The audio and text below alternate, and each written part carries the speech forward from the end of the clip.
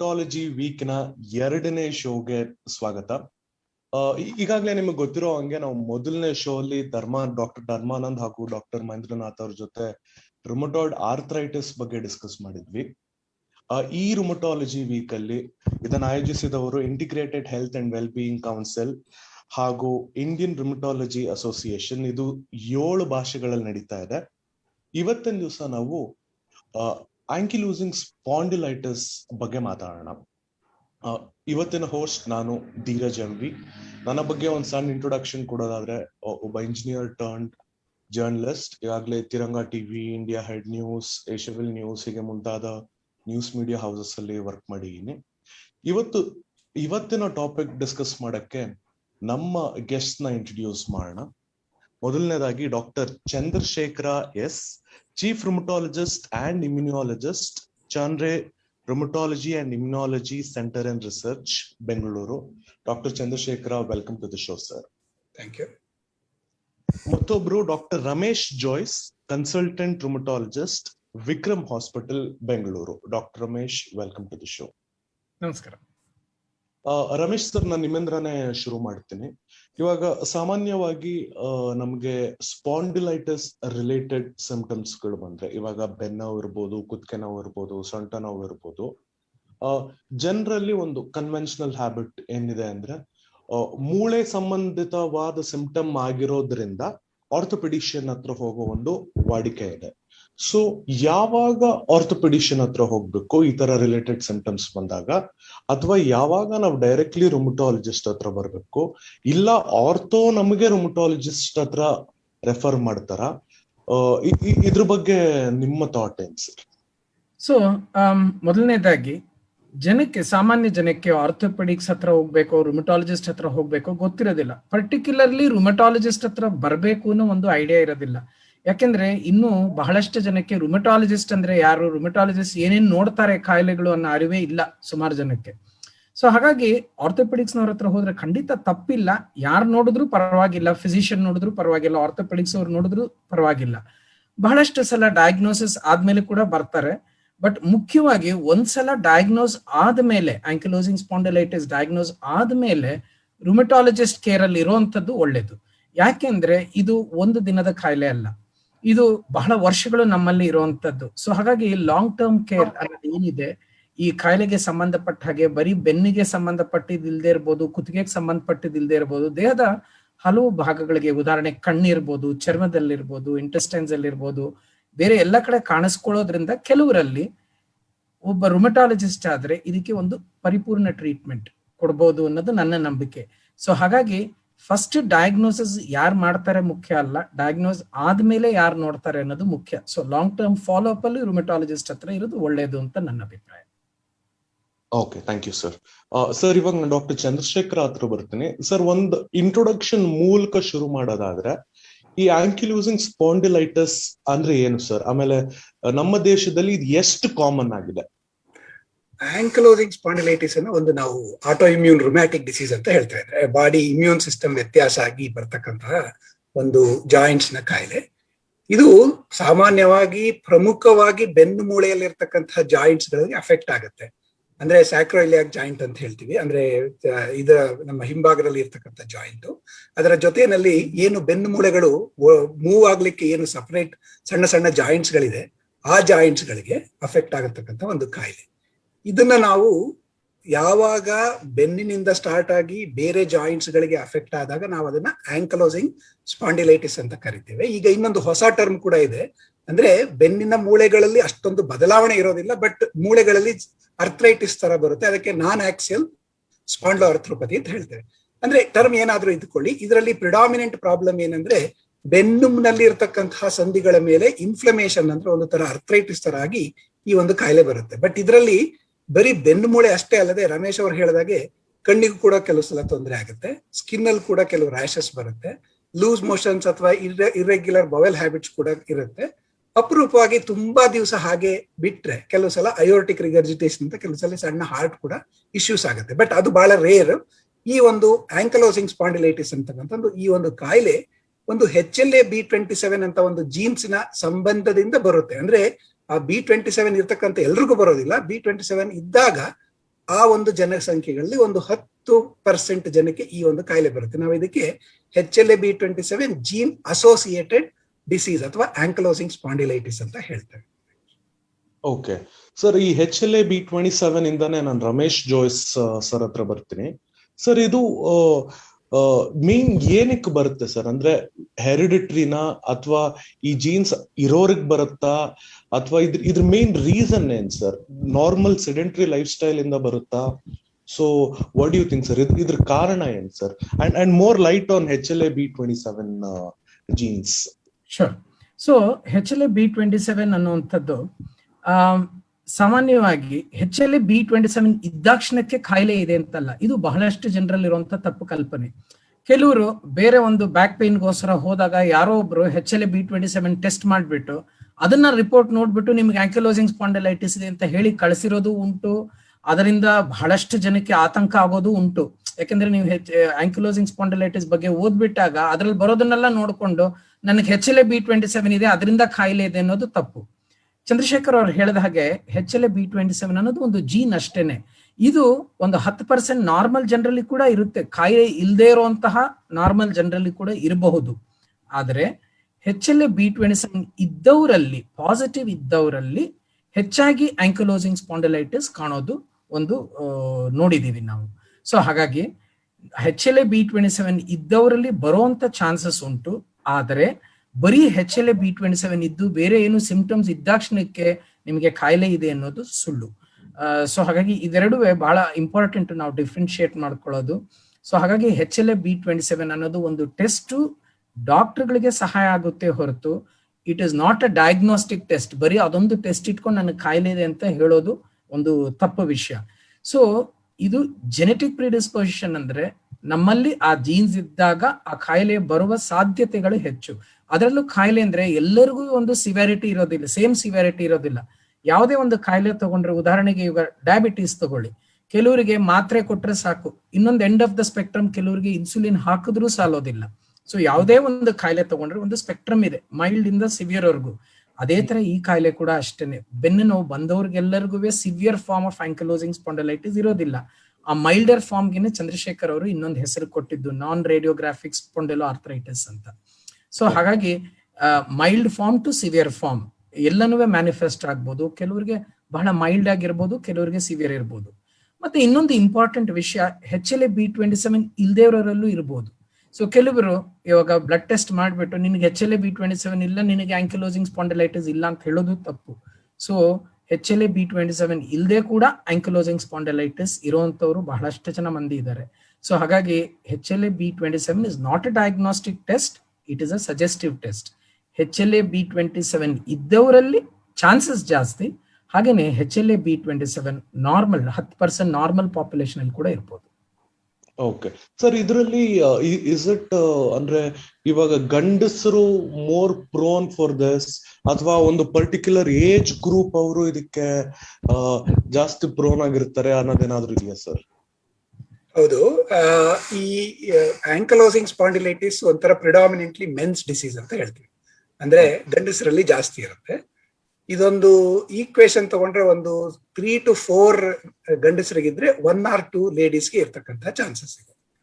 ಅಂದ್ರೆ ಇದು ಏನಕ್ಕೆ ಅಂತ ಹೇಳಿದ್ರೆ, ಈ ಆಂಡ್ರೋಜನ್ ಅಂತ ಹೇಳ್ತೀವಿ, ಟೆಸ್ಟೋಸ್ಟಿರಾನ್ ಅನ್ನೋದು ಏನು ಮೇಲ್ಸ್ ಅಲ್ಲಿ ಡಾಮಿನೆಂಟ್ ಹಾರ್ಮೋನ್ ಇದೆ, ಆ ಒಂದು ಹಾರ್ಮೋನ್ ಇದ್ದಾಗ ಈ HLA-B27 ಅಥವಾ ಆ ಪ್ರೊಡ್ಯೂಸ್ ಮಾಡತಕ್ಕಂಥ ಒಂದು ಸಸಿಪ್ಟಬಿಲಿಟಿ ಇದ್ರೆ ಬರತಕ್ಕಂತಹ ಚಾನ್ಸಸ್ ಜಾಸ್ತಿ ಅಂತ ಹೇಳ್ತೇವೆ.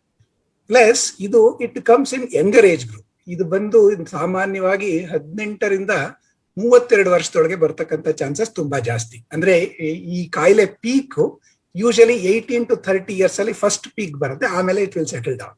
ಸೊ ತುಂಬಾ ಕಡಿಮೆ ಏಜ್ ಅಲ್ಲೂ ಬರಲ್ಲ, ಲೇಟ್ ಏಜ್ ಅಲ್ಲೂ ಬರಲ್ಲ. ಅಂದ್ರೆ ಬರೋದೇ ಇಲ್ಲ ಅಂತ ನಾವು we have seen. Even Ramesh ಕೂಡ ಅವ್ರು ನೋಡಿರ್ತಾರೆ, ಎಸ್ಪೆಷಲಿ ಪೀಡಿಯಾಟ್ರಿಕ್ ರುಮಟಾಲಜಿಸ್ಟ್ ನೋಡಿರ್ತಾರೆ. Even as young as 2, 3, 4 years ಕೂಡ ಆಂಕಲೋಸಿಂಗ್ ಸ್ಪಾಂಡಿಲೈಟಿಸ್ ಬರಬಹುದು. It can come as late as 70, 80 years first time ankylosing spondylitis symptoms ಬಂದ್ರು ಬರಬಹುದು. ಬಟ್ ಅಂದ್ರೆ ಆ 2 ಏಜ್ ಗ್ರೂಪ್ ಅಲ್ಲಿ ನಿಧಾನಕ್ಕೆ ಕಡಿಮೆ ಆಗ್ತಾ ಹೋಗುತ್ತೆ. ಅಂದ್ರೆ ಈ ಪೀಕ್ ಬಂದ್ಬಿಟ್ಟು ಈ 18 to 34 years ಅಲ್ಲಿ 32 years ಅಲ್ಲಿ ಬರುತ್ತೆ. ಚಂದ್ರಶೇಖರ್ ಸರ್, ಈ 18 to 34 ಏಜ್ ಗ್ರೂಪ್ ಅನ್ನೋದು ಒಂದ್ youth age group, high energy age group ಆಗಿರೋದ್ರಿಂದ ಸಾಮಾನ್ಯವಾಗಿ ನಾನು ಅದೇ ಏಜ್ ಗ್ರೂಪಿಗೆ ಬಿಲಾಂಗ್ ಆಗೋದ್ರಿಂದ ಯಾರಾದ್ರೂ ಬ್ಯಾಕ್ ಪೇನ್ ಇಲ್ಲ ಏನೋ ಕುತ್ಕೆ ನೋವು ಏನೋ ಬಂದ್ರೆ ಒಂದು ಓವರ್ ಕಾನ್ಫಿಡೆನ್ಸ್ ಇರುತ್ತೆ. ಬಿಡು ಈ ಏಜ್ ಅಲ್ಲಿ ಏನಾಗುತ್ತೆ, ಏನೋ ಮಸ್ಕ್ಯುಲರ್ ಪೇನ್ ಇರ್ಬೇಕು, ಏನೋ ಸರಿಯಾಗಿ ಮಲ್ಗಿರಲ್ಲ, ಸರಿ ಹೋಗುತ್ತೆ ಬಿಡು ಅನ್ನೋದು ಓವರ್ ಕಾನ್ಫಿಡೆನ್ಸ್ ಇರುತ್ತೆ, which is wrong. So especially age group ಅಲ್ಲಿ ಅರ್ಲಿ ಡಿಟೆಕ್ಷನ್ ಯಾವ್ದೇ ಇಶ್ಯೂಸ್ಗಾಗ್ಲಿ ತುಂಬಾ ಮುಖ್ಯ ಆಗುತ್ತೆ. So how to make sure sir ನಾವ್ ಇದನ್ನ ಅರ್ಲಿ ಡಿಟೆಕ್ಟ್ ಮಾಡಬೇಕು, ಇಗ್ನೋರ್ ಮಾಡಬಾರ್ದು ಅನ್ನೋದು ಹೇಗೆ ಸರ್? ಇದರಲ್ಲಿ ಕೆಲವಷ್ಟು ಸೂಕ್ಷ್ಮವಾದ ಸಿಂಪ್ಟಮ್ಸ್ ನಾವು ಗಮನಿಸಿದ್ರೆ ಈಸಿಯಾಗಿ ಕಂಡು ಹಿಡ್ಕೋಬಹುದು. ಅಂದ್ರೆ ಯಾವುದೇ ಏಟು ಅಥವಾ ಪೆಟ್ಟು ಬೀಳದೆ ಬೆನ್ನು ನೋವು ಶುರು ಆಗೋದು. ಬೆನ್ನು ನೋವು ಬೆಳಿಗ್ಗೆ ಎದ್ದಾಗ ಜಾಸ್ತಿ ಇರುತ್ತೆ. ಬೆಳಿಗ್ಗೆ ಎದ್ದಾಗ ಬೆನ್ನೆಲ್ಲ ಹಿಡ್ಕೊಂಡಂಗಿರುತ್ತೆ, ಒಂದು ಅರ್ಧ ಮುಕ್ಕಾಲು ಗಂಟೆವರೆಗೂ ಸ್ಟಿಫ್ ಆಗಿರ್ತಕ್ಕಂಥದ್ದು. ಮೋರ್ ದನ್ 3-4 ವೀಕ್ಸ್ ಕಂಟಿನ್ಯೂಸ್ ಆಗಿರ್ತಕ್ಕಂಥದ್ದು. ಅಂದ್ರೆ ಜರಿ ಒಂದ್ 3 ದಿವಸ 2 ದಿವಸಕ್ಕೆ ಬೆನ್ನು ನೋವಿಗೆಲ್ಲಾನು ಆಂಕ್ಲೋಸಿಂಗ್ ಸ್ಪಾಂಡಿಲೈಟಿಸ್ ಇದೆ ಅಂತ ತಿಳ್ಕೊಳ್ಳೋದು ತಪ್ಪಾಗುತ್ತೆ. 2 ವೀಕ್ಸ್ 3 ವೀಕ್ಸ್ ಅಥವಾ 4 ವೀಕ್ಸ್ ಕಂಟಿನ್ಯೂಸ್ ಆಗಿ ಇದೇ ಬೆನ್ನು ನೋವಿದ್ದು ಮತ್ತೆ ಪೇನ್ ಕಿಲ್ಲರ್ ತಗೊಂಡ್ ಕೂಡಲೇ ರಿಲೀಫ್ ಕ್ವಿಕ್ ಆಗಿ ರಿಲೀಫ್ ಸಿಗ್ತಕ್ಕಂಥದ್ದು. ಎಕ್ಸರ್ಸೈಸ್ ಮಾಡಿದಾಗ ಅಂದ್ರೆ ಆಕ್ಟಿವಿಟಿ ಶುರು ಮಾಡಿದಾಗ ಬೆನ್ನು ನೋವು ನಿಧಾನಕ್ಕೆ ಕಡಿಮೆ ಆಗ್ತಾ ಬರ್ತಕ್ಕಂಥದ್ದು.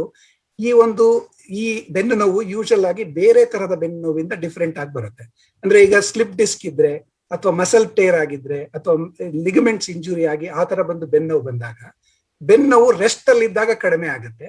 ಆಕ್ಟಿವಿಟಿ ಅಥವಾ ಆಕ್ಷನ್ ಆದ ಕೂಡಲೇ ಬೆನ್ನು ನೋವು ಜಾಸ್ತಿ ಆಗ್ತಾ ಹೋಗುತ್ತೆ. ಯಾಕಂದ್ರೆ ಅದನ್ನ ನಾವು ಸ್ಟ್ರಕ್ಚರಲ್ ಡ್ಯಾಮೇಜ್ ಅಂತ ಹೇಳ್ತೀವಿ. ಅಂದ್ರೆ ಅದು ಬೆನ್ನು ಮೂಳೆ ಇದು ಏನು ಸ್ಟ್ರಕ್ಚರ್ ಡಿಫರೆನ್ಸ್ ಇದ್ದಾಗ ಪೇನ್ಸ್ಗಳು ಸ್ಟ್ರೆಸ್ ಮಾಡಿದಾಗ ಪೇನ್ ಜಾಸ್ತಿ ಆಗುತ್ತೆ. ಇದರಲ್ಲಿ ಇನ್ಫ್ಲಮೇಷನ್ ಇಂದ ಬಂದಿರುತ್ತೆ. ಅದರಿಂದ ಏನಾಗುತ್ತೆ ಅಂದ್ರೆ ರೆಸ್ಟ್ ಅಲ್ಲಿ ಇದ್ದಾಗ ನೋವು ಜಾಸ್ತಿ ಆಗುತ್ತೆ, ಆಕ್ಟಿವಿಟಿಯಿಂದ ನೋವು ಕಡಿಮೆ ಆಗುತ್ತೆ. ಬೆನ್ನು ನೋವು ಕೂಡ ಯಾವುದೇ ಒಂದು ಏಟು ಪೆಟ್ಟಿನಿಂದ ಕಾರಣಗಳಿಂದ ಶುರುವಾಗಿರೋದಿಲ್ಲ. 3-4 ವಾರ 2-3 ವಾರ ಕಂಟಿನ್ಯೂಸ್ ಆಗಿರ್ತಕ್ಕಂಥದ್ದು. ಪೇನ್ ಕಿಲ್ಲರ್ ಇಂದ ರಿಲೀಫ್ ಸಿಗ್ತಕ್ಕಂಥದ್ದು. ಈ ಎಷ್ಟು ಸಿಂಪ್ಟಮ್ಸ್ ಕರೆಕ್ಟ್ ಆಗಿ ಡಿಫ್ರೆನ್ಶಿಯೇಟ್ ಮಾಡ್ಕೊಂಡ್ರೆ it usually identifies at whether it is ankylosing spondylitis ಸಂಬಂಧದ ನೋವ ಅಥವಾ ಜನರಲ್ ಪೇನ, ಬೇರೆ ಟೈಪ್ ಮಸಲ್ ಪೇನ ಏಕ್ಸ್ ಆಗ್ಬಿಟ್ಟು. ಈವನ್ ನಾವು commonest pain is functional back pain ಅಂತ ಹೇಳ್ತೀವಿ. ಅಂದ್ರೆ ಈಗ ನಮಗೆ ಒಂದು 100 ಜನ ಬೆನ್ನೋವು ಅಂತ ಸ್ಕ್ರೀನಿಂಗ್ ಮಾಡಿದ್ರೆ ನಮ್ಮ ಕ್ಲಿನಿಕ್ ಅಲ್ಲಿ ನಾರ್ಮಲ್ ಆಗಿ ಒಂದು 15-20%, ನಮ್ದು ಸ್ಪೆಷಾಲಿಟಿ ಕ್ಲಿನಿಕ್ ಆಗಿರೋದ್ರಿಂದ ಫಿಲ್ಟರ್ ಆಗಿ ಬರ್ತಾರೆ, ಅದರಿಂದ 15-20% ಮಾತ್ರ ಆಂಕ್ಲೋಸಿಂಗ್ ಸ್ಪಾಂಡಿಲೈಟಿಸ್ ಇರ್ತಾರೆ. ಮಿಕ್ಕಿದವರೆಲ್ಲ ಫಂಕ್ಷನಲ್ ಬೇನ್ ನೋವು ಅಂತ ಹೇಳ್ತೀವಿ. ಅಂದ್ರೆ ಸರಿಯಾಗಿ ಕೂತ್ಕೊಳ್ಳದೆ, ಮಸಲ್ಸ್ ನ ಸರಿಯಾಗಿ ಬಿಲ್ಡ್ ಮಾಡ್ಕೊಳ್ಳದೆ, ಈ ತರದ ಬ್ಯಾಕ್ ಪೇನ್ಸ್ ಸಾಮಾನ್ಯ. It's more common than ankylosing spondylitis. Okay sir, ಇವಾಗ ನಾನು ರಮೇಶ್ ಸರ್ ಹತ್ರ ಮೂವ್ ಹೋಗ್ತೀನಿ. ರಮೇಶ್ ಸರ್ ಒಂದ್ 3 ಬೇಸಿಕ್ ಪಾಯಿಂಟ್ಸ್ ಅಟೆಂಡ್ ಮಾಡೋದಾದ್ರೆ ಡಯಾಗ್ನೋಸಿಸ್, ಟ್ರೀಟ್ಮೆಂಟ್ ಮತ್ತೆ ಪ್ರಿವೆನ್ಷನ್. ಸೊ ಈ ಆಂಕ್ಲೂಸಿಂಗ್ ಸ್ಪಾಂಡಿಲೈಟಿಸ್ ಡಯಾಗ್ನೋಸ್ ಹೇಗಾಗುತ್ತೆ ಅಂದ್ರೆ ಸ್ಕ್ಯಾನಿಂಗ್ ಮೂಲಕನೋ ಬ್ಲಡ್ ರಿಪೋರ್ಟ್ ಮೂಲಕನೋ? So how do we diagnose this? ನಂತರ ಇದಕ್ಕೆ ಟ್ರೀಟ್ಮೆಂಟ್ ಏನು? ನಂತರ ಇದಕ್ಕೆ ಏನಾದ್ರು ಪ್ರಿವೆನ್ಷನ್ ಇದೆಯಾ? ನಿಮ್ಮ ಟೇಕ್ಸ್. ಸೊ ಡಯಾಗ್ನೋಸಿಸ್ ವಿಷಯವಾಗಿ ಸಿಂಪ್ಟಮ್ಸ್ ಆಗ್ಲೇ ಹೇಳಿದ್ವಿ. ಓಕೆ, HLA-B27 ಬಗ್ಗೆನೂ ಹೇಳಾಯ್ತು. ನೆಕ್ಸ್ಟ್ ಬರುವಂತದ್ದು ಬ್ಲಡ್ ಟೆಸ್ಟ್. ಕೆಲವೊಮ್ಮೆ ಬ್ಲಡ್ ಟೆಸ್ಟ್ ಅಲ್ಲಿ ESR, CRP ಅಂತ ಹೇಳಿ 2 ಸಿಂಪಲ್ ಬ್ಲಡ್ ಟೆಸ್ಟ್ ಇದೆ, ಅವು ಜಾಸ್ತಿ ಇರಬಹುದು. ಇದನ್ನ ಟೆಸ್ಟ್ ಫಾರ್ ಇನ್ಫ್ಲಮೇಷನ್ ಅಂತ ಹೇಳಿ ಕರಿತೀವಿ. ಇದು ಸಾಮಾನ್ಯವಾಗಿ ಎಲ್ಲ ಲ್ಯಾಬ್ ಅಲ್ಲೂ ಮಾಡುವಂತದ್ದು ಸಿಂಪಲ್ ಟೆಸ್ಟ್. ಅದು ಹೆಚ್ಚಿದ್ರೆ ಸಹಾಯ ಆಗುತ್ತೆ. ಆದ್ರೆ ESR, CRP ನಾರ್ಮಲ್ ಇದ್ರೆ ಆಂಕ್ಲೋಸಿಂಗ್ ಸ್ಪಾಂಡಿಲೈಟಿಸ್ ಇರೋಕ್ ಸಾಧ್ಯ ಇಲ್ಲ ಅನ್ನೋದು ತಪ್ಪು. ಸೊ ಜಾಸ್ತಿ ಇದ್ರೆ ಸಜೆಸ್ಟಿವ್. ಮತ್ತೆ ಸಿಂಪಲ್ ಆಗಿ ನೋಡುವಂತದ್ದಾದ್ರೆ ಎಕ್ಸ್ರೇ. ಸಾಮಾನ್ಯವಾಗಿ ಎಕ್ಸ್ರೇದಲ್ಲಿ ಬದಲಾವಣೆಗಳು ಕಾಣಿಸ್ಕೊಳ್ಳೋದಕ್ಕೆ ಸುಮಾರು ವರ್ಷ ಸಿಂಪ್ಟಮ್ಸ್ ಇರಬೇಕು. 2-10 ವರ್ಷ ತಗೋಬಹುದು ಎಕ್ಸ್ರೇನಲ್ಲಿ ಚೇಂಜಸ್ ಕಾಣೋದಕ್ಕೆ ನಮ್ಗೆ. ಸೊ ಕೆಲವರಿಗೆ ಎಕ್ಸ್ರೇ ನಾರ್ಮಲ್ ಅಂತ ಹೇಳಿ ಕಳಿಸ್ಬಿಟ್ಟು ಅವರು ನೋವುಗಳನ್ನ ಸಫರ್ ಮಾಡ್ಕೊಂಡು ಒಂದು 10 ವರ್ಷ ಬಿಟ್ಕೊಂಡು ಮತ್ತಿರ್ಗೆ ಎಕ್ಸ್ರೇ ತೆಗೆಸಿದಾಗ ಆಂಕ್ಲೋಸಿಂಗ್ ಸ್ಪಾಂಡಿಲೈಟಿಸ್ ಲಕ್ಷಣಗಳು ಎಕ್ಸ್ರೇಲ್ ಕಾಣಿಸ್ಬೋದು. By then we have already miss the boat. Early diagnosis already missed. So ಹಾಗಾಗಿ ಎಕ್ಸ್ರೇನಲ್ಲಿ ಇದ್ದಾಗ ಸಜೆಸ್ಟಿವ್, ಬಟ್ ಎಕ್ಸ್ರೇ ನಾರ್ಮಲ್ ಇದ್ರೆ it does not rule out ankylosing spondylitis. Finally ಈಗೆಲ್ಲನೂ MRI ಬಹಳ ಅಡ್ವಾನ್ಸ್ ಆಗಿದೆ. Most of the major cities have MRI. So ಹಾಗಾಗಿ MRI ಇಂದ ಬಹಳ ಬೇಗ ಡಯಾಗ್ನೋಸಿಸ್ ಮಾಡೋದಕ್ಕೆ ಸಾಧ್ಯ. ಸೊ ಹಾಗೆ ಬ್ಯಾಕ್ ಪೇನ್ 3 ತಿಂಗಳಿಗಿನ್ನ ಹೆಚ್ಚಾಗಿ ಬ್ಯಾಕ್ ಪೇನ್ ಇದ್ದಲ್ಲಿ ಆ ಸಿಂಪ್ಟಮ್ಸ್ ಚಂದ್ರಶೇಖರ್ ಅವರು ಹೇಳಿದ ಹಾಗೆ ಮ್ಯಾಚ್ ಆದಲ್ಲಿ MRI ಮಾಡೋದಕ್ಕೆ ಹೇಳ್ತೀವಿ. ಆ MRI ಮಾಡಿದಾಗ ಬಹಳ ಬೇಗ ಡಯಾಗ್ನೋಸಿಸ್ ಮಾಡಬಹುದು. ಸೊ ಇದು ಡಯಾಗ್ನೋಸಿಸ್ಗೆ ಸಂಬಂಧಪಟ್ಟ ಹಾಗೆ. ಸೊ ಟ್ರೀಟ್ಮೆಂಟ್ ಅಲ್ಲಿ ಮತ್ತೆ ತಿರ್ಗಾ ಯಾವುದೇ ಕಾಯಿಲೆ ತಗೊಂಡ್ರೆ ಒಂದು ಸ್ಪೆಕ್ಟ್ರಮ್ ಅಂತಿದೆ. Mild disease, severe disease. Mild ಡಿಸೀಸ್ಗೆ ಕೆಲವು ಮಾತ್ರೆಗಳಿದೆ. ಮತ್ತೆ ಎಲ್ಲಾ ಪೇಷಂಟುವೆ ಬ್ಯಾಕ್ ಪೇನ್ ಬಂದವ್ರಿಗೆ ಅಥವಾ MRI ಇಲ್ಲಿ ತೊಂದರೆ ಇದ್ದವ್ರು ಎಲ್ಲರೂ ಆಂಕಲೋಸಿಂಗ್ ಸ್ಪಾಂಡಿಲೈಟಿಸ್ ಮಟ್ಟಕ್ಕೆ ಹೋಗ್ತಾರೆ ಅಂತ ಇಲ್ಲ. ಆಂಕಲೋಸಿಂಗ್ ಸ್ಪಾಂಡಿಲೈಟಿಸ್ ಅಲ್ಲಿ ಟ್ರೀಟ್ಮೆಂಟ್ ಕೊಡದೇ ಇದ್ರೆ ಬೆನ್ನೆಲುಬೆಲ್ಲ ಒಂದಕ್ಕೊಂದು ಫ್ಯೂಸ್ ಆಗಿ ಅಥವಾ ಜೋಡಣೆಯಾಗಿ ಒಂದು ಮೂಳೆ ಆಗೋಗುತ್ತೆ. ಅವಾಗ ಪರ್ಮನೆಂಟ್ ಆಗಿ ಮೂವ್ಮೆಂಟ್ ಹೊಟ್ಟೋಗುತ್ತೆ ಜನಕ್ಕೆ. ಕುತ್ತಿಗೆ ತಿರುಗ್ಸಕ್ ಆಗೋದಿಲ್ಲ, ಮುಂದೆ ಬಗ್ಗಿ ನೋಡಕ್ ಆಗೋದಿಲ್ಲ. ಸೊ ಹೀಗೆ ಸ್ಟಿಫ್ ಸ್ಪೈನ್ ಆಗುತ್ತೆ. ಎಲ್ಲರಿಗೂ ಅದಾಗೋದಿಲ್ಲ. ಪ್ರಪೋರ್ಷನೇಟ್ ಒಂದು 40% ಜನಕ್ಕೆ ಆಗ್ಬೋದು. ಬಟ್ ಆ 40% ನಾವು ಅರ್ಲಿ ಡಯಾಗ್ನೈಸ್ ಮಾಡೋದು ಬಹಳ ಇಂಪಾರ್ಟೆಂಟ್.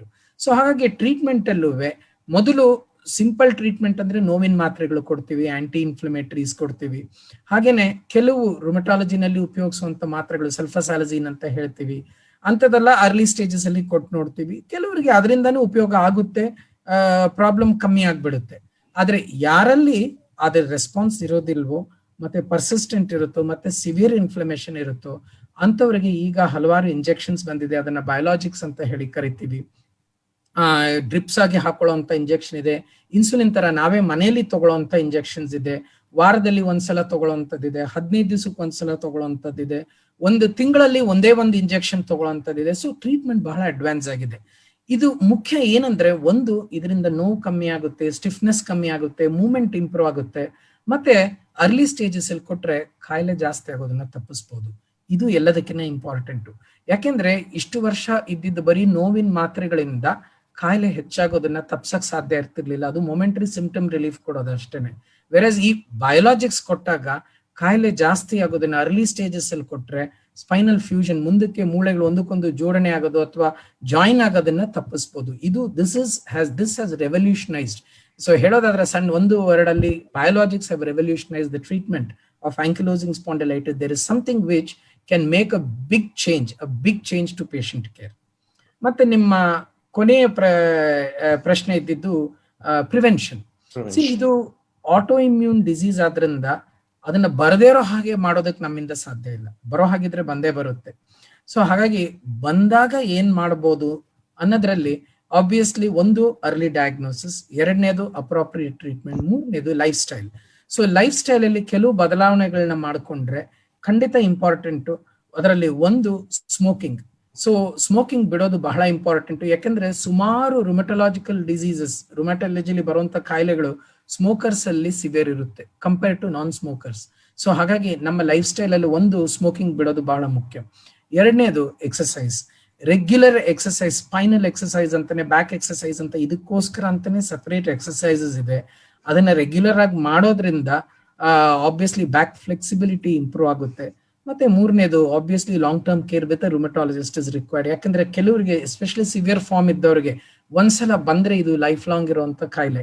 ಸೊ ಹಾಗಾಗಿ ಲೈಫ್ ಲಾಂಗ್ ಟ್ರೀಟ್ಮೆಂಟ್ ಇಂಪಾರ್ಟೆಂಟು. ಅವಾಗಿನ ಸಿವ್ಯಾರಿಟಿ ನೋಡಿಕೊಂಡು ಅವರ ಟ್ರೀಟ್ಮೆಂಟ್ ರೆಸ್ಪಾನ್ಸ್ ನೋಡಿಕೊಂಡು ಚೇಂಜ್ ಮಾಡ್ಬೋದು. ಸೊ ಸಾಕಷ್ಟು ಅಡ್ವಾನ್ಸ್ಮೆಂಟ್ ಆಗಿದೆ ಸೈನ್ಸ್ ಅಲ್ಲಿ. ಸೊ ಟ್ರೀಟ್ಮೆಂಟ್ ಇಲ್ಲ ಅಂತ ಅನ್ಕೊಳ್ಳೋ ಅವಶ್ಯಕತೆ ಇಲ್ಲ. ಟ್ರೀಟ್ಮೆಂಟ್ ಇಂದ ಖಂಡಿತ ಲೈಫ್ ಚೇಂಜ್ ಆಗುತ್ತೆ. Okay sir.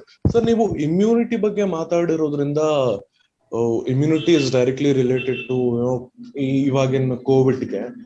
So COVID patients ಅಲ್ಲಿ sir, Chandrashekar sir or Ramesh sir ಯಾರು ತಗೋಬಹುದು, how prone are COVID related patient sir? ಅಂದ್ರೆ ಅವ್ರು ತುಂಬಾ ಕೇರ್ಫುಲ್ ಆಗಿರ್ಬೇಕಾ? ಸೊ ಅವ್ರ ಕೇಸಲ್ಲಿ ಇದು ಯಾವ ರೀತಿ ಇಂಪ್ಯಾಕ್ಟ್ ಬೀರುತ್ತೆ ಸರ್? ಅಂದ್ರೆ ಈ ಸ್ಪೆಸಿಫಿಕ್ ಆಗಿ ನೀವು with reference to ankylosing spondylitis ಅಂತ ಕೇಳಿದ್ರೆ, ಈ ಆಂಕಲೋಸಿಂಗ್ ಸ್ಪಾಂಡಿಲೈಟಿಸ್ಗೂ ಕೋವಿಡ್ ಇನ್ಫೆಕ್ಷನ್ ಟ್ರೀಟ್ಮೆಂಟ್ ಇದ್ದಾಗ ಬೇರೆ ತರ, ಇಲ್ಲದೆ ಇದ್ದಾಗ ಬೇರೆ ತರ ರಿಸ್ಕ್ ಇರುತ್ತೆ. ಅಂದ್ರೆ ಸಿಂಪಲ್ ಆಗಿರ್ತಕ್ಕಂಥ ಟ್ರೀಟ್ಮೆಂಟ್ ಇದ್ದು, ಈವನ್ anti-TNF ಟ್ರೀಟ್ಮೆಂಟ್ ತಗೊಂಡು ಪೇಷಂಟ್ಸ್ದು ಕಾಯಿಲೆ ಚೆನ್ನಾಗಿ ಕಂಟ್ರೋಲ್ ಅಲ್ಲಿ ಇದ್ರೆ ಅವರ ರಿಸ್ಕ್ ಫಾರ್ ಇನ್ಫೆಕ್ಷನ್ ಮತ್ತೆ ಹೈಯರ್ ರಿಸ್ಕ್ ಫಾರ್ ಡಿಸೀಸ್ ಅಗ್ರೆಷನ್ಗೆ ಮತ್ತೆ ಸಾಮಾನ್ಯವಾಗಿರೋನ್ಗೂ ಏನು ದೊಡ್ಡ ಡಿಫರೆನ್ಸ್ ಇಲ್ಲ. ಯಾಕೆಂದ್ರೆ ಯೂಶಲಿ ಹೇಳಿದಾಗೆ ಇವರೆಲ್ಲ ಯಂಗ್ ಪೇಷಂಟ್ಸು, ನಾರ್ಮಲ್ ಆಗಿ ಎಲ್ಲರೂ 40 ವರ್ಷಕ್ಕಿಂತ ಕಡಿಮೆ ವಯಸ್ಸಿದ್ದವರು. ಮತ್ತೆ ಇವರಲ್ಲಿ ಕೊಡ್ತಕ್ಕಂತಹ ಟ್ರೀಟ್ಮೆಂಟ್ ನಾವೇನು anti-TNF ಮತ್ತೆ ಸಲ್ಫಾಸಾಲಜಿನ್ ಅಂಡ್ ಮಿಥೋಟ್ರಿಕ್ಸೇಟ್ ಅಂತ ಏನ್ ಹೇಳಿದ್ವಿ, ಅದರಲ್ಲಿ ಕೂಡ ಸಸಿಪ್ಟಬಿಲಿಟಿ ಫಾರ್ ಕೋವಿಡ್ ಇನ್ಫೆಕ್ಷನ್ ಏನು ಇನ್ಕ್ರೀಸ್ ಆಗೋದಿಲ್ಲ. So over all Covid infection ಈ ಒಂದು ಗ್ರೂಪಿನಲ್ಲಿ ಜನರಲ್ ಆಗಿ ಸಾಮಾನ್ಯರಲ್ಲಿ, ಅಂದ್ರೆ ಈ ಅರ್ಥೈಟಿಸ್ ಇಲ್ಲದೆ ಇರತಕ್ಕಂಥ ಸಾಮಾನ್ಯರಲ್ಲಿ ಹೇಗ್ ಬಿಹೇವ್ ಆಗುತ್ತೋ ಹಾಗೆ ಇರುತ್ತೆ. ಅಂದ್ರೆ ದೊಡ್ಡ ಏನು ಹ್ಯೂಜ್ ಡಿಫರೆನ್ಸ್ ಏನು ಕಾಣಿಸೋದಿಲ್ಲ. ಮೇ ಬಿ ಸ್ಮಾಲ್ 3-4% ಡಿಫರೆನ್ಸ್ ಇದ್ರೆ ಇರಬಹುದು, ಬಟ್ ಅದರ್ವೈಸ್ ಏನಿಲ್ಲ. ಯಾಕಂದ್ರೆ ನಮ್ಮ ಅಬ್ಸರ್ವೇಷನ್ ಏನು ಶಾರ್ಟ್ಲಿ ಪಬ್ಲಿಷ್ ಆಗುತ್ತೆ ಅದರಲ್ಲೂ ಕೂಡ we didn't find remarkable difference in ankylosing spondylitis patients. Okay, Ramesh sir, ನೀವು ವ್ಯಾಕ್ಸಿನ್ಸ್ ಬಗ್ಗೆ ಏನ್ ಹೇಳ್ತೀರಾ ಸರ್? ಅಂದ್ರೆ ಆಂಕಿಲೋಸಿಂಗ್ ಸ್ಪಾಂಡಿಲೈಟಿಸ್ ಇರೋರು ಕೋವಿಡ್ ವ್ಯಾಕ್ಸಿನ್ಸ್ ತಗೋಬೋದಾ, ರೆಕಮೆಂಡೆಡ್ ಇಲ್ಲ ಕಾಯೋದು ಒಳ್ಳೇದಾ? ಬಿಕಾಸ್ ಅವ್ರು ಆಲ್ರೆಡಿ ಒಂದಷ್ಟು ಮೆಡಿಕೇಶನ್ಸ್ ಅಲ್ಲಿ ಇರ್ತಾರೆ, ಆ ಮೆಡಿಕೇಶನ್ಸ್ ಮತ್ತೆ ಅವ್ರು ತಗೊಳ್ಳೋ ವ್ಯಾಕ್ಸಿನ್ಸ್ ಅಫೆಕ್ಟ್ ಆಗ್ಬೋದಾ? ಇದ್ರ ವಿಚಾರವಾಗಿ ನಿಮ್ಮ ಅಭಿಪ್ರಾಯ ಸರ್? ವ್ಯಾಕ್ಸಿನೇಷನ್ ಖಂಡಿತ ಎಲ್ಲರೂ ತಗೋಬೇಕು. ಇವತ್ತಿನ ದಿವಸ ನಾವು ಕೋವಿಡ್ ಕಾಯಿಲೆನ ತಡೆಗಟ್ಟಬೇಕು, ದೇಶದಲ್ಲಿ ಕೋವಿಡ್ ಕೇಸಸ್ ಕಮ್ಮಿ ಆಗಬೇಕು, ಸಿವಿಯಾರಿಟಿ ಕಮ್ಮಿ ಆಗಬೇಕು ಅಂದ್ರೆ ಡೆಫಿನೆಟ್ಲಿ ಎಲ್ಲರೂ ವ್ಯಾಕ್ಸಿನೇಷನ್ ತಗೊಳ್ಳೇಬೇಕು. ಸೊ ಚಂದ್ರಶೇಖರ್ ಅವರು ಹೇಳಿದಾಗೆ ಕಾಯಿಲೆಗೂವೆ ವ್ಯಾಕ್ಸಿನೇಷನ್ಗೂ ಕೋವಿಡ್ಗೂ ಏನು ಸಂಬಂಧ ಇಲ್ಲ, ಅದೇ ತರ ಕಾಯಿಲೆಗೂ ವ್ಯಾಕ್ಸಿನೇಷನ್ಗೂ ಏನು ಸಂಬಂಧ ಇಲ್ಲ. ಕಾಯಿಲೆ ಇದ್ದವರಲ್ಲೂ ವ್ಯಾಕ್ಸಿನೇಷನ್ ರೆಸ್ಪಾನ್ಸ್ ಅಷ್ಟೇ ಇರುತ್ತೆ. ಕೆಲವರು ಮೆಡಿಸಿನ್ ಸಂಬಂಧಪಟ್ಟ ಹಾಗೆ, ಇವಾಗ ಉದಾಹರಣೆಗೆ ಕೆಲವರು ಮಿಥೋಟ್ರೆಕ್ಸೇಟ್ ಅಂತ ಹೇಳಿ ಒಂದು ಮಾತ್ರೆ ಕೊಡ್ತೀವಿ. ಮಿಥೋಟ್ರೆಕ್ಸೇಟ್ ತಗೋತಿರೋರು ವ್ಯಾಕ್ಸಿನೇಷನ್ ತಗೊಂಡಾಗ ಒಂದು ವಾರ ಆ ಮಾತ್ರೆನ ನಿಲ್ಸಿರಿ ಅಂತ ಹೇಳ್ತೀವಿ ಅಷ್ಟೇನೆ. ಅದಾದ್ಮೇಲೆ ಮತ್ತೆ ನಾರ್ಮಲ್ ಆಗಿ ರಿಸ್ಯೂಮ್ ಮಾಡ್ಕೊಳ್ಳಿ ಅಂತ ಹೇಳ್ತೀವಿ. ಸೊ ಹಾಗಾಗಿ ಅದು ಆಂಟಿಬಾಡೀಸ್ ಲೆವೆಲ್ ಸ್ವಲ್ಪ ಇಂಪ್ರೂವ್ ಆಗ್ಲಿ ಅನ್ನೋ ಒಂದು ದೃಷ್ಟಿಯಲ್ಲಿ ಹೇಳ್ತೀವಿ ಅಷ್ಟೇ. ಬಟ್ ಟ್ರೀಟ್ಮೆಂಟ್ ಇದ್ದವರಲ್ಲಿ ವ್ಯಾಕ್ಸಿನೇಷನ್ ತಗೊಳ್ಳೋದ್ರಿಂದ ಏನು ತೊಂದರೆ ಇಲ್ಲ. ನೀವು ಬಯೋಲಾಜಿಕ್ಸೇ ತಗೋತಿರ್ಬೋದು ಅಥವಾ ಮಾತ್ರೆಗಳೇ ತಗೋತಿರ್ಬೋದು, ಅದರಿಂದ ಏನೂ ತೊಂದರೆ ಇಲ್ಲ. ಖಂಡಿತ ವ್ಯಾಕ್ಸಿನೇಷನ್ ತಗೊಳ್ಳಿ. ಆಮೇಲೆ ಸರ್, ಇದೇ ವ್ಯಾಕ್ಸಿನ್ ತಗೋಬೇಕು ಅಂತ ಏನಾದ್ರು ರೆಕಮೆಂಡ್ ಮಾಡ್ತೀರಾ? ಅಂದ್ರೆ ಕೋವಿಶೀಲ್ಡ್ ತಗೊಂಡ್ರೆ ಒಳ್ಳೇದು, ಇಲ್ಲ ಕೋವ್ಯಾಕ್ಸಿನ್ ತಗೊಂಡ್ರೆ ಒಳ್ಳೇದು, ಅಥವಾ ಇದ್ರ ಡಿಪೆಂಡಿಂಗ್ ಆನ್ ಯಾವ ವ್ಯಾಕ್ಸಿನ್ ತಗೊಂತಾರೆ ಅದ್ರ ಇಂಪ್ಲಿಕೇಶನ್ಸ್ ಏನಾದ್ರು ಈ ಸ್ಪಾಂಡಿಲೈಟಿಸ್ ಡ್ರಗ್ಸ್ ತಗೊಳ್ಳೋದ್ರ ಮೇಲೆ ಆಗುತ್ತಾ? So any specific vaccine recommend ಮಾಡ್ತೀರಾ ಅಂತ? ಆ ತರ ಏನು ಸ್ಪೆಸಿಫಿಕ್ ವ್ಯಾಕ್ಸಿನ್ ರೆಕಮೆಂಡೇಶನ್ ಇಲ್ಲ. What ever is available they can best take it. ಏನು ಅದರ ಕೋವಿಶೀಲ್ಡ್ ಇಂದ ಅಥವಾ ಕೋವ್ಯಾಕ್ಸಿನ್ ಇಂದ ಆಂಕಲೋಸಿಂಗ್ ಸ್ಪಾಂಡಿಲೈಟಿಸ್ ಸಿಚುಯೇಷನ್ ಇಂದ ಏನು ಡಿಫರೆನ್ಸ್ ಬರಲ್ಲ. ಅಂದ್ರೆ as I said, what is applicable to a normal person is applicable to ankylosing spondylitis. Special ಆಗಿ ಏನು ಇಲ್ಲ, ಸ್ಪೆಷಲ್ ಆಗಿ ಏನು ಬರಲ್ಲ. Okay sir. ಸರ್, ಇನ್ನೊಂದು ಪ್ರಶ್ನೆ, again Ramesh sir or Chandrashekar sir ಯಾರು ತಗೋಬಹುದು. ಸರ್, ಇವಾಗ ಕೆಲವೊಂದು ಹೆಲ್ತ್ ಕಾಂಪ್ಲಿಕೇಶನ್ಸ್, ಹೆಲ್ತ್ ಇಶ್ಯೂಸ್ ಈ ಇನ್ಶೂರೆನ್ಸ್ ಕ್ಯಾಟಗರಿಯಲ್ಲಿ ಇನ್ಕ್ಲೂಡ್ ಆಗಿರಲ್ಲ. ಸೊ ಕೆಲವುದನ್ನ ಹೆರಿಡಿಟ್ರಿ ಅನ್ಬಿಡ್ತಾರೆ, ಅಥವಾ ಕೆಲವುದು ಇನ್ಕ್ಲೂಡ್ ಆಗಿರುತ್ತೆ. ಸೊ ಹಂಗ ಕನ್ಸಿಡರ್ ಮಾಡಿದ್ರೆ sir, ankylosing spondylitis is it hereditary or is it covered under insurance? So ಇದ್ರ ವಿಚಾರವಾಗಿ ನಿಮ್ಮ ಥಾಟ್ಸ್ ಸರ್?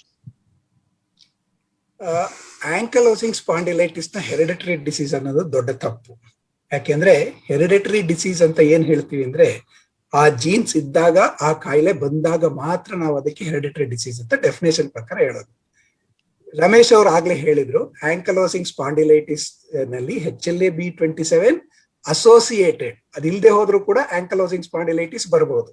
ಅಂದ್ರೆ ಅದರ ಅರ್ಥ it almost dispel the concept that ಅದು ಹೆರಿಡಿಟರಿ ಡಿಸೀಸ್ ಅನ್ನೋದು. ಯಾಕಂದ್ರೆ ಜೀನ್ಸ್ ಇಲ್ಲದೆ ಹೋದ್ರೂ ಕಾಯಿಲೆ ಬರುತ್ತೆ, ಜೀನ್ಸ್ ಇದ್ರೂ ಕಾಯಿಲೆ ಬರುತ್ತೆ, ಇದ್ರೆ ಜಾಸ್ತಿ ಬರುತ್ತೆ, ಇಲ್ಲದೆ ಹೋದ್ರೆ ಕಡಿಮೆ ಪ್ರಮಾಣದಲ್ಲಿ ಬರುತ್ತೆ. ಜೊತೆಗೆ B27 ಇದ್ದಾಗ ಅದನ್ನ we call it as a susceptibility gene rather than causing the disease completely. So ಅದರಿಂದ ಇದನ್ನ ಹೆರಿಡಿಟರಿ ಡಿಸೀಸ್ ಅನ್ನತಕ್ಕಂಥ ಡೆಫಿನೇಷನ್ ಸಂಪೂರ್ಣ ತಪ್ಪು. ಬಟ್ ಇದನ್ನ ಕಾರಣ ಇಟ್ಕೊಂಡು what we seen in our regular practice, insurance cover ಇದ್ರೂ ಕೂಡ ಕೆಲವು ಸಲ ಇನ್ಶೂರೆನ್ಸ್ ಕಂಪನಿಗಳನ್ನ ರಿಜೆಕ್ಟ್ ಮಾಡ್ಬಿಡ್ತಾರೆ. ಅಂದ್ರೆ ಆಕ್ಚುಲಿ ಇನ್ಶೂರೆನ್ಸ್ ಅಲ್ಲಿ ಏನಾಗ್ತಾ ಇದೆ, ಇಂಡಿವಿಜುವಲ್ ಆಗಿ ಇನ್ಶೂರೆನ್ಸ್ ತಗೊಂಡ್ರೆ ಇದನ್ನ ಏನ್ ಮಾಡ್ತಾ ಇದ್ದಾರೆ, ಕ್ರಾನಿಕ್ ಡಿಸೀಸಸ್ ಅಂತ ಕ್ಯಾಟಗರೈಸ್ ಮಾಡಿಬಿಟ್ಟು they are not covering our patients with these particular insurance. Especially ಈಗ ಏನು ಬಯೋಲಾಜಿಕ್ಸ್ ಅಂತ ಏನ್ ಹೇಳಿದ್ವಿ, they are terribly expensive drugs actually. Even each injections approximately costs around 40 to 50,000 when they take it actually. And papa our premium pay madirtare covering for the diseases. When the disease is under a crisis, so they plainly they refuse, or with a term called chronic disease, some other terms they use. Innu kelusala the worst is that they use a term called hereditary disease, and they just simply disown the person who has paid their premium on a regular basis. I mean, actually we are trying to figure out, fight with the government, even including IRDA. We are trying to make them understand that actually the disease ge avaru usually biologics tagondre they will be highly productive. I can tell you, ನೀವು ಈಗ ಹೇಳ್ತಿದ್ದಂಗೆ you are also already understood, 18 to 35 or 40 years ಅಲ್ಲಿ ಬರುತ್ತೆ. It's a peak age of anybody contributing to the society. ಆ ಟೈಮಲ್ಲಿ 40K injections ಕೊಡಲ್ಲ ಅಂದ್ರೆ you are literally deceiving him from getting himself well and contributing effectively to the society. So ಅದರಿಂದ I think it's a time everybody opens the clear ಏನೇನು whatever the wrong perception ಇರೋದನ್ನ ತೆಗೆದ್ಬಿಟ್ಟು it is best gets covered. It's only in India where it is not covered. In the Western world, ankylosing spondylitis treatment is completely covered by insurance. Okay. It's only in India where they flatly refuse to take up giving the insurance coverage for them. What's the addition point, Ramesh, from your side? Sir, ಎಲ್ಲ ಹೇಳಿದಿರಾ ನೀವು. I think ಇದು ಬಹಳ ಮುಖ್ಯ, ಎಲ್ಲರೂ ಅರ್ಥ ಮಾಡ್ಕೊಳ್ಳೋದು. I think ಇದು policy makers ಯಾರಾದ್ರೂ ಅಪ್ಪಿತಪ್ಪಿ ಕೇಳ್ತಿದ್ರೆ ನಾವು ಮಾತಾಡ್ತಿರೋದನ್ನ ಇದ್ರ ಗಮನದಲ್ಲಿ ಇಟ್ಕೋಬೇಕು. ಯಾಕೆಂದ್ರೆ ಇನ್ಶೂರೆನ್ಸ್ ಮೋಸ್ಟ್ ರುಮಟಲಾಜಿಕಲ್ ಡಿಸೀಸ್, ಬರೀ ಆಂಕಲೋಸಿಂಗ್ ಸ್ಪಾಂಡಿಲೈಟಿಸ್ ಒಂದೇ ಅಲ್ಲ, ರುಮಟಾಯ್ಡ್ ಆರ್ಥರೈಟಿಸ್ ರಿಲೇಟೆಡ್ ಇರ್ಬೋದು, ಎಲ್ಲದನ್ನು ಆಟೋ ಇಮ್ಯೂನ್ ಡಿಸೀಸ್ ಅಂತ ಒಂದು ಬ್ರಾಕೆಟ್ ಅಲ್ಲಿ ಹಾಕ್ಬಿಟ್ಟು is this N immune disease ಅಂತ ಹೇಳಿ ಹಾಕ್ಬಿಟ್ಟು ಇನ್ಶೂರೆನ್ಸ್ ರಿಜೆಕ್ಟ್ ಮಾಡ್ಬಿಡ್ತಾರೆ. ಎಷ್ಟೋ ಜನ ಪಾಲಿಸಿನೇ ಕೊಡೋದಿಲ್ಲ. ಸ್ಟಾರ್ಟಿಂಗ್ ವೆನ್ ಯು ಅಪ್ಲೈ, ನಿಮ್ಮ ಚೆಕ್ ಲಿಸ್ಟ್ ಕೊಟ್ಟಾಗ್ಲೇನೆ ನಿಮ್ಗೆ ಈ ಕಾಯಿಲೆಗಳಿದೆ, ನನಗೆ ಪಾಲಿಸಿ ಪಾಪ ಯಾರಾದ್ರೂ ಡಿಕ್ಲೇರ್ ಮಾಡ್ಕೊಂಡ್ರೆ ನಂಗೆ ಆಂಕಲೋಸಿಂಗ್ ಸ್ಪಾಂಡಿಲೈಟಿಸ್ ಇದೆ ಅಂತ ಎಕ್ಸ್ಕ್ಲೂಡ್ ಮಾಡ್ಬಿಡ್ತಾರೆ. ಇನ್ಶೂರೆನ್ಸ್ ಕೊಡೋದ್ರಿಂದಾನೇ ಎಕ್ಸ್ಕ್ಲೂಡ್ ಮಾಡ್ಬಿಡ್ತಾರೆ. ಸೊ ಅದು ತಪ್ಪಿದು. ಇದು ನಮ್ಮಲ್ಲಿ ಬಿಟ್ಟು ಇನ್ನೆಲ್ಲೂ ಆಗ್ತಾ ಇಲ್ಲ. ಓಕೆ ಸರ್, ಇವಾಗ ನೆಕ್ಸ್ಟ್ ಟಾಪಿಕ್ ಹೋಗೋದಾದ್ರೆ ಸರ್ಜರಿ. ಸರ್, ನಾವು ಸರ್ಜರಿ ಟಾಪಿಕ್ ಒಂದು ಟಚ್ ಮಾಡಲಿಲ್ಲ. ಸೊ ಯಾವ ಕಂಡೀಷನ್ ಅಲ್ಲಿ ಆಂಕ್ಲೋಸಿಂಗ್ ಸ್ಪಾಂಡಿಲೈಟಿಸ್ ಅಲ್ಲಿ ಸರ್ಜರಿ ರೆಕಮೆಂಡ್ ಮಾಡ್ತೀವಿ, ಅಥವಾ ಸರ್ಜರಿ ತನಕ ಹೋಗೋದೇ ಇಲ್ವಾ, ಸರ್ಜರಿ ರೆಕಮೆಂಡ್ ಮಾಡೋದೇ ಇಲ್ವಾ? ಸೊ ಇದ್ರ ವಿಚಾರವಾಗಿ ಸರ್. ಸೊ ಮುಖ್ಯವಾಗಿ ankylosing spondylitis is a medical disease. It's a medical disease. Early stages ಅಲ್ಲಿ ಸರ್ಜರಿ ಖಂಡಿತ ಬೇಕಿಲ್ಲ. ಯಾಕೆಂದ್ರೆ ಇವತ್ತಿನ ದಿವಸದ ಟ್ರೀಟ್ಮೆಂಟ್ ಅಡ್ವಾನ್ಸಸ್ ನಲ್ಲಿ ಕಾಯಿಲೆನ ಕಂಟ್ರೋಲ್ ಅಲ್ಲಿ ಇಟ್ಕೋಬಹುದು.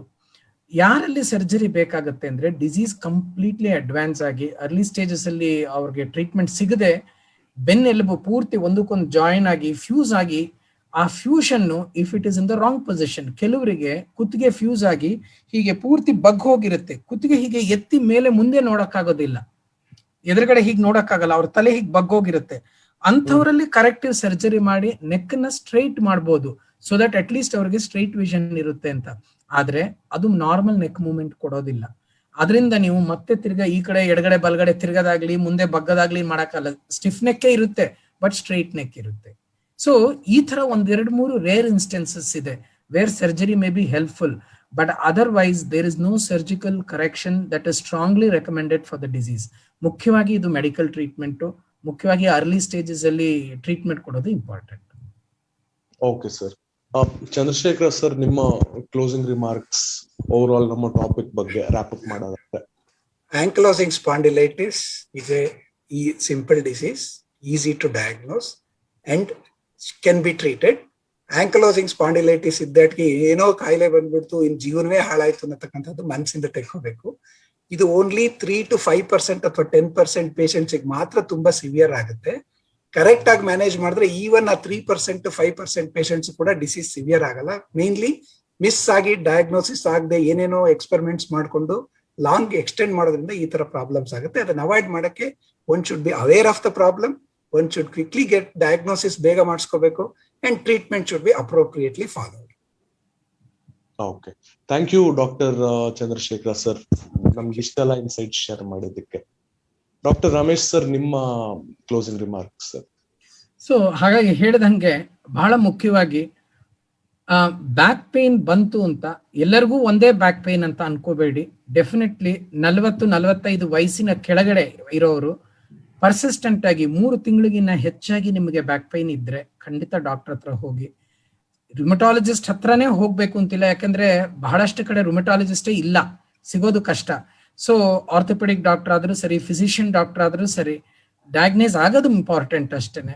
ಆಮೇಲೆ ಒಂದ್ಸಲ ಡಯಾಗ್ನೈಸ್ ಆದ್ಮೇಲೆ ಲಾಂಗ್ ಟರ್ಮ್ ಫಾಲೋ ಅಪ್ ಗೆ ರುಮಟಾಲಜಿಸ್ಟ್ ಹತ್ರ ಇದ್ರೆ ಒಳ್ಳೇದು. Okay, thank you doctor Ramesh sir for all the insights share ಮಾಡಿದ್ದಕ್ಕೆ. Once again thank you both of you, doctor Chandrashekar sir and doctor Ramesh sir. Let's move on to the next session. We have Ms. Ruby Nanda, former senior journalist and assistant professor at KIIT School of Mass Communication, and she will be taking the session in Oria on the same topic.